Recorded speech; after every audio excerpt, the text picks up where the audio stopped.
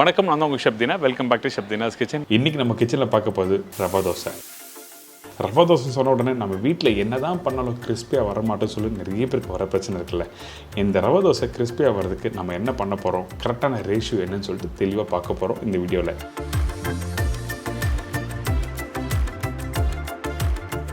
இதோட மசாலா தோசை எப்படி பண்ணுறது பார்க்க போகிறோம்.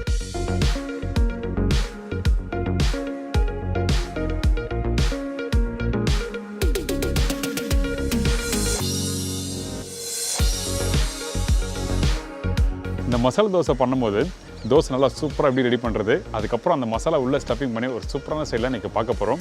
இதை தொடர்ந்து கோதுமை தோசை எப்படி பண்ணுறது பார்க்க போகிறோம்.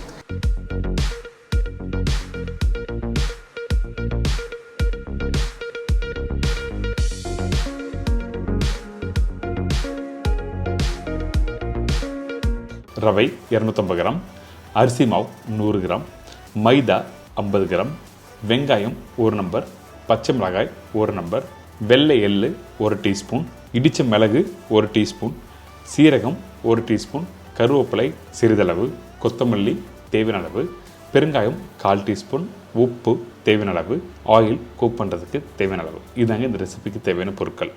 இந்த ரவா தோசை பண்ணுறதுக்கு நான் சொன்ன இன்க்ரீடியன்ஸ் எல்லாத்தையும் ஒன்றா போட்டு மிக்ஸ் பண்ண போகிறோம். நார்மலாக ரவா தோசை பண்ணும்போது நிறைய பேர் தயிர் போடுவாங்கள்ல, ஆனால் இந்த ரெசிப்பியில் தயிர் போடாமல் ஃபஸ்ட் எடுத்துன்னு ரவை, அதுக்கப்புறம் அரிசி மாவு, மைதா, இடித்த மிளகு முழு மிளகும் போடலாம், ஒன்றும் தவறு எதுவுமே இல்லை. ஆனால் இந்த மாதிரி இடித்து போடும்போது உங்களுக்கு சாப்பிட்றதுக்கு நல்லாயிருக்கும். இதுக்கு பிறகு சீரகம், பச்சை மிளகாய். இந்த பச்சை மிளகாய் யூஸ் பண்ணும்போது நல்லா பொடிசாக கட் பண்ணி போடுங்க. அதே டைமில் கொஞ்சம் வெள்ளை எள்ளு போட்டிருக்கேன். நார்மலாக ரவா தோசை பண்ணும்போது எள்ளு நிறைய பேர் யூஸ் பண்ண மாட்டாங்க, ஆனால் ரவா தோசையில் எள்ளு போட்டு பாருங்கள், சூப்பராக இருக்கும், சாப்பிடும்போது நல்லாயிருக்கும். இதுக்கு பிறகு பெருங்காயம், உப்பு, கொத்தமல்லி, பச்சை கருவேப்பிலை, பொடிசை கட் பண்ணி வச்சுருக்க வெங்காயம். இந்த எல்லா இன்க்ரீடியன்ஸும் ஒன்றா போட்டு நல்லா மிக்ஸ் பண்ணுங்கள். அந்த உப்போட அளவு எல்லாத்தையும் கரெக்டாக மிக்ஸ் பண்ணி முடித்த பிறகு அதுக்கு பிறகு கொஞ்சமாக தண்ணி ஊற்றி நல்லா கரைக்க போகிறோம். எடுத்த உடனே அதிகமான தண்ணி வேண்டாம். ஏன் கேட்டிங்கன்னா இந்த இடத்துல மைதா யூஸ் பண்ணியிருக்கோம். மைதா யூஸ் பண்ணுற இடத்துல எடுத்த உடனே தண்ணி ஊற்றினா உங்களுக்கு கரைக்கிறது கொஞ்சம் கஷ்டமாக இருக்கும். அதனால் கொஞ்சமாக தண்ணி ஊற்றி நல்லா கெட்டியாக கரைச்சிருங்க ஃபஸ்ட்டு.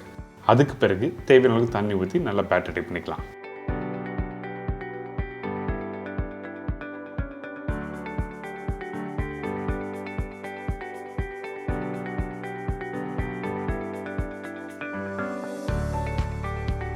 இந்த மாதிரி நல்லா கரைச்சிருங்க. அதுக்கு பிறகு தேவையான அளவுக்கு தண்ணி ஊற்றுறோம். நான் தண்ணி ஊற்றுற பக்கம் என்ன கேட்டிங்கன்னா, உங்களுக்கு தின்னாக இருக்கணும் பேட்டர். கையில் நீங்கள் எடுத்திங்கன்னா, அதாவது ஒரு கரண்டிலையோ இல்லை ஒரு டம்ளர்லையோ எடுத்திங்கன்னா நல்லா தின்னாக இறங்கணும் பேட்டர். அந்த அளவுக்கு தேவையான அளவுக்கு தண்ணி நீங்கள் ஊற்றிடுங்க.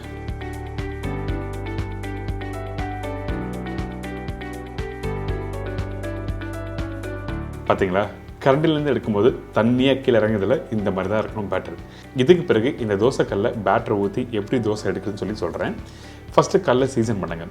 அதனால் கொஞ்சமாக எண்ணெய் ஊற்றி வெங்காயம் போட்டு நல்லா தேய்ச்சிருங்க. தேய்ச்ச பிறகு ஒரு கரண்டில் மாவு எடுத்துக்கங்க. எடுத்து மேலோட்டம் அப்படி ஊற்றுனீங்கன்னா அங்கங்கே ஸ்ப்ரெட் ஆகி வரும். அப்படியே பள்ளமாக ஓட்டையாக இருக்கும். அதுக்கு பிறகு கொஞ்சம் நல்லா வேகட்டும். வெந்த பிறகு, அதாவது ஒரு 50 to 60% வெந்து வர டைமில் கொஞ்சமாக எண்ணெய் அப்படிலாம் நெய் நீங்கள் போடலாம். போட்ட பிறகு திருப்பியும் ஒரு செகண்ட் நல்லா வேகட்டும். அதுக்கு பிறகு நல்லா கிறிஸ்பியாக வேணும்னு நினச்சிங்கன்னா அந்த டைமில் அந்த மேலே இருக்க மாவை நல்லா அப்படி அழுத்தி தேய்க்கணும். தேய்ச்சிங்கன்னா உங்களுக்கு நல்லா கிறிஸ்பியாக வரும். அப்படியும் இல்லைன்னா கொஞ்சம் எக்ஸஸாக இருக்க மாவை நீங்கள் எடுத்துடலாம். எடுத்திங்கன்னா இந்த மாதிரி கிறிஸ்பியான ரவா தோசை கிடைக்கும் உங்களுக்கு. நான் இன்னொரு ரவா தோசை பண்ணி காமிக்கிறேன், அப்போ தான் உங்களுக்கு புரியும் எப்படி பண்ணுறதுன்னு. இந்த தோசைக்கல்ல மாவு ஊற்றுறேன்னா, மாவு ஊற்றின பிறகு அங்கங்கே புள்ளியாக அப்படி வருது பார்த்தீங்களா. இந்த மாதிரி வெந்து வர டைமில், அதாவது ஒரு 50 to 60% வெந்து வந்திருக்கணும். அதுக்கு பிறகு தான் எண்ணெய் யூஸ் பண்ணியிருக்கேன். எண்ணெய் போட்ட பிறகு நம்ம என்ன பண்ணுறோம் கேட்டிங்கன்னா, அந்த மேலோட்டமாக கொஞ்சம் திக்காக இருக்கும் மாவு. அந்த டைமில் நம்மளோட தோசை கரண்டி எடுத்து எல்லா பகுதியும் ஈவனாக ஸ்ப்ரெட் பண்ணுங்கள். அதுக்கு பிறகு நல்லா வேக விட்டு எடுத்திங்கன்னா தோசை அடி. அதுலேயும் இன்னும் கொஞ்சம் லைட்டாக மாவு இருந்ததுன்னா அந்த மேலோட்டமாக நீங்கள் வலிச்சு எடுத்துடலாம். எடுத்த பிறகு வேக விட்டு எடுத்திங்கன்னா நல்லா கிறிஸ்பியாக முறுமுன்னு ரவா தோசை உங்களுக்கு கிடைக்கும்.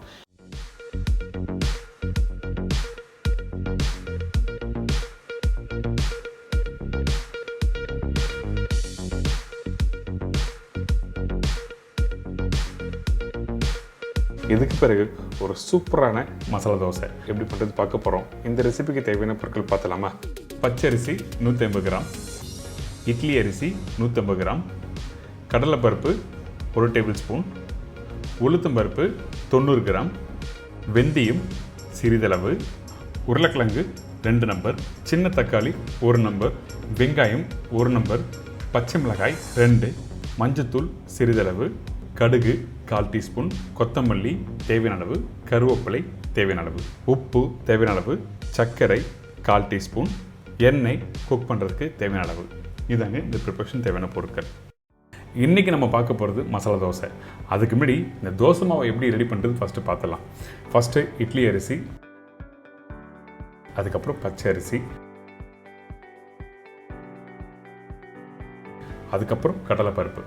இந்த கடலைப்பருப்பு போட்ட பிறகு வெந்தயம் இதில் போடுறோம். வெந்தயம் அதிகமான குவான்டிட்டி வேணால் கொஞ்சமாக போடுங்க, 1/4 டீஸ்பூன் கம்மியாகவே போட்டால் போதும்.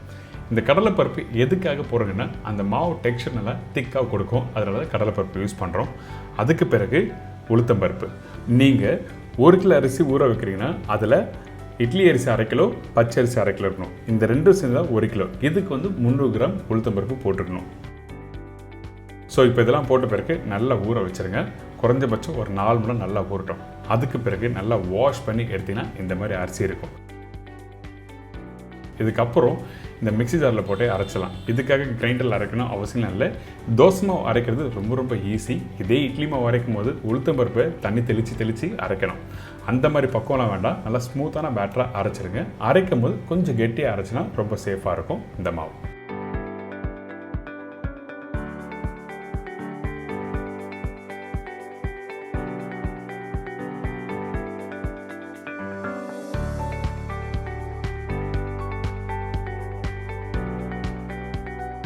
அரைச்சி முடித்த பிறகு உப்பு 1/4 வாசி இதில் போட்டிருக்கோம். முழு உப்பும் போட வேண்டாம், கொஞ்சமாக உப்பு போடுங்க. உப்பு எதுக்காகனா அந்த புளிப்புத்தன்மை எடுத்து கொடுக்கும். அதாவது சீக்கிரமாக புளிச்சு வரதுக்காக சால்ட் ஆட் பண்ணுவோம். அதே டைமில் கையில் மிக்ஸ் பண்ணுங்கள். நிறைய பேர் கரண்டியில் போட்டு மிக்ஸ் பண்ணுறீங்க.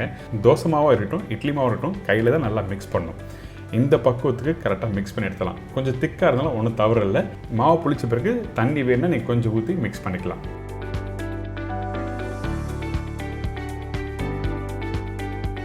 இப்போ பார்த்தீங்களா, இந்த மாவு கரெக்டாக ஒரு 6லேருந்து 7 மணி நல்லா புளிச்சு வந்த பிறகு இந்த மாதிரி டெக்ஸ்டில் இருக்கும். அதுக்கு பிறகு தேவையான அளவுக்கு உப்பு போடுறோம். இந்த இடத்துல உப்பு பார்த்து போடுங்க. ஸ்டார்டிங்காக உப்பு போட்டிருப்பீங்க, அதே டைமில் இந்த இடத்துல உப்பு யூஸ் பண்ணுறீங்க. அதனால் தேவையான அளவுக்கு உப்பு போட்டு நல்லா மிக்ஸ் பண்ணி எடுத்துருங்க.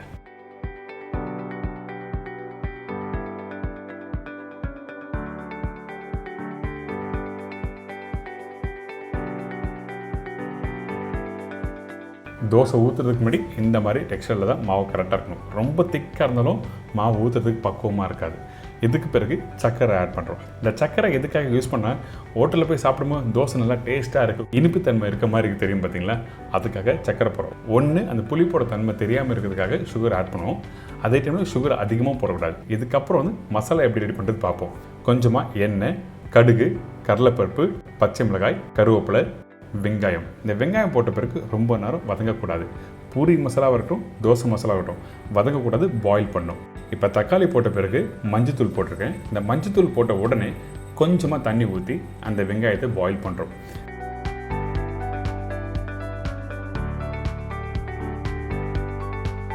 இதுக்கப்புறம் உப்பு கொஞ்சமாக போட்டிருக்கேன். அதுக்கப்புறம் பாயில் பண்ணி வச்சுருக்கேன் இந்த உருளைக்கிழங்கு போட்டு நல்லா மிக்ஸ் பண்ணுங்கள். தேவையான அளவுக்கு கொத்தமல்லியும் போட்டிருக்கோம். தோசை மசாலா பண்ணும்போது நல்லா கெட்டியாக இருக்கணும், அதனால் தேவையான தண்ணி ஊற்றலாம். இதே பூரி மசாலா கொஞ்சம் எக்ஸ்ட்ரா தண்ணி போடுறோம். அதே டைமில் முக்கியமாக கவனிக்க வேண்டிய விஷயம் என்ன, இந்த மசாலாவுக்கு வெங்காயம் பாயில் பண்ணி தான் யூஸ் பண்ணணும், வதங்கக்கூடாது. அடுத்தது இந்த தோசைக்கல்லை சீசனிங் பண்ணணும், ரொம்ப இம்பார்ட்டன்ட். நீங்கள் வீட்டில் வெஜிடேரியன், பியூர் வெஜிடேரியனா வெறும் வெங்காயத்தை வச்சு நீங்கள் தேய்க்கலாம். அப்படி இல்லை, நான் நான்வெஜ்ஜும் சாப்பிடுவேன் அப்படின்னு நினச்சிங்கன்னா முட்டையை போட்டு சீசனிங் பண்ணால் இன்னும் நல்லா சீசனிங் ஆகும். அப்படி முட்டை வேணும்னா வெறும் வெங்காயத்தை வச்சு சீசன் பண்ணிவிட்டு நீங்கள் தோசை ஊற்ற ஆரம்பிக்கலாம். இதுக்கப்புறம் கல் கரெக்டான டெம்பரேச்சரில் இருக்கிற ஃபஸ்ட்டு செக் பண்ணுங்கள். ரெண்டாவது இந்த மாவை எடுத்து ஈவனாக கரெக்டாக ஊற்றணும். ஊற்றின பிறகு இந்த எண்ணெய் எந்த இடத்துல யூஸ் பண்ண கேட்டால் ஒரு 20% அளவுக்கு வெந்து வரும் பார்த்தீங்களா, அந்த டைமில் இந்த எண்ணெயை யூஸ் பண்ணுங்கள். எடுத்த உடனே சில பேர் எண்ணெய் ஊற்றுவாங்க, அப்படி பண்ணக்கூடாது. அந்த மாவு கொஞ்சம் லைட்டாக அந்த சூடுக்கு ட்ரை ஆன மாதிரி இருக்கும். அந்த டைமில் எண்ணெயை ஊற்றிட்டு இந்த எக்ஸஸாக இருக்க மாவை நீங்கள் கரண்டிலேயே வலிச்சு எடுத்துருங்க. அதுக்கப்புறம் நல்லா ஈவனாக ஸ்ப்ரெட் பண்ணிவிட்டு தோசை மசாலா போட்டு நீங்கள் ஃபோல்ட் பண்ணலாம், ரோல் பண்ணலாம், உங்களுக்கு பிடிச்ச மாதிரி எடுத்து நீங்கள் சர்வ் பண்ணால் மசாலா தோசை ரெடி. எனக்கு தெரிஞ்சிருக்கும் ஒரு சூப்பரான ஸ்டைலில் மசாலா தோசை எப்படி பண்ணுறதுன்னு கண்டிப்பாக ட்ரை பண்ணி பாருங்கள். பர்டிகுலராக இந்த தோசை நீங்கள் ரெடி பண்ணும்போது கல் கரெக்டாக சீசனிங்காக இருக்கணும், அது ரொம்ப இம்பார்ட்டன்ட். இதை தொடர்ந்து கோதுமை தோசை எப்படி பண்ணுறது பார்க்க போகிறோம். கோதுமை 400 கிராம், ரவை 100 கிராம், தயிர் 150 ml, அரிசி மாவு 4 டேபிள் ஸ்பூன், உப்பு தேவையான அளவு, எண்ணெய் சமைக்கிறதுக்கு தேவையான அளவு.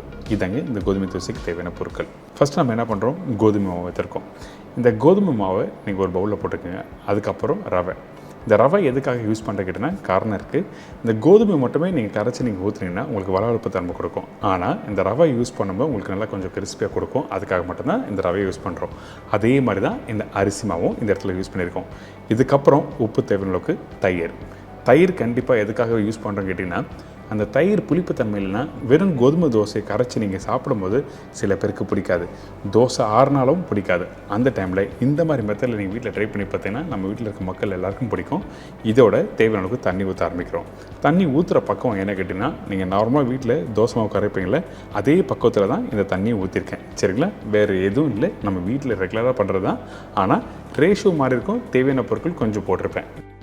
இப்போ இந்த மாவு நல்லா மிக்ஸ் பண்ணி எடுத்திங்கன்னா இந்த மாதிரி பக்குவத்தில் கரெக்டாக இருக்கும். இதுக்கு பிறகு இந்த தோசைக்கல்லில் நீங்கள் தோசை ஊற்றும் போது 2 விஷயத்தை கவனமாக இருக்கணும். ரொம்ப சூடாக இருந்தாலும் தோசை கரெக்டாக வராது.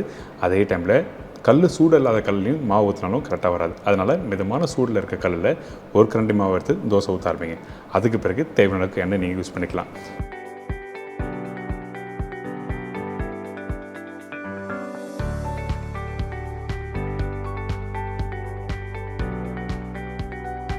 இப்போது நல்லா திருப்பி போட்டு குக் பண்ணி எடுத்திங்கன்னா ஒரு அருமையான கோதுமை தோசை ரெடி. இந்த மாதிரி உங்கள் வீட்டில் தோசை வரணும்னா கண்டிப்பாக இந்த மெத்தடில் ட்ரை பண்ணி பாருங்கள். கரெக்டான ரேஷியோவில் நீங்கள் சொல்லி கொடுத்துருக்கேன். இப்போ பாருங்கள், இன்னொரு தோசை ஊற்றி காமிக்கிறேன். நீங்கள் நார்மலாக வீட்டில் தோசை குக் பண்ணுவீங்கள அதே மெத்தடில் தான் பண்ணுறோம். ஆனால் இந்த மெத்தடில் நீங்கள் வீட்டில் ட்ரை பண்ணும்போது கண்டிப்பாக உங்கள் எல்லாருக்கும் ஈஸியாக பண்ண முடியும்.